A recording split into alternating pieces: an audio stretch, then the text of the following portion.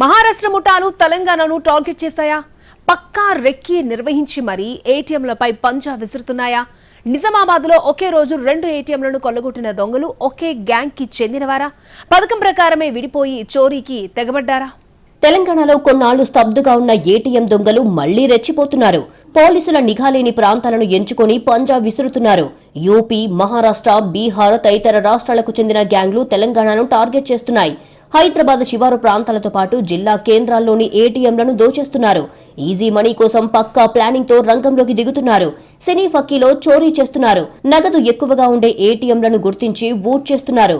నిజామాబాద్ లో ఏటీఎం దొంగల బీభత్సం కలకలం రేపుతోంది. గంటల వ్యవధిలో 2 ఏటీఎంలపై పంజా విసిరారు. 30 లక్షలకు పైగా నగదును దోచుకెళ్లారు. ఏటీఎం యంత్రాలు తెరుచుకోకపోవడంతో వాటిని దుండగులు గ్యాస్ కట్టర్తో తెరిచే ప్రయత్నం చేశారు.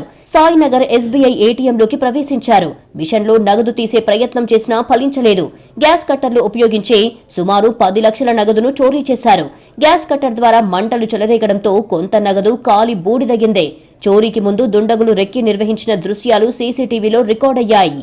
మరోవైపు వివేక్ నగర్ డీసీబీ బ్యాంక్ ఏటీఎంలో ఇదే తరహాలో చోరీ చేశారు. ఈ ఏటీఎం నుంచి సుమారు 27 లక్షల నగదును దోచుకెళ్లారు. చోరీ జరిగిన 2 ప్రదేశాలను ఇన్ఛార్జ్ పోలీస్ కమిషనర్ రాజేష్ చంద్ర పరిశీలించారు. రెండిట్లో కలిపి 30 లక్షలకు పైగా నగదు ఎత్తుకెళ్లినట్లు గుర్తించారు. క్లోజ్ టీంతో ఆధారాలు సేకరించారు. మహారాష్ట్రకు చెందిన ముఠాగా పోలీసులు భావిస్తున్నారు.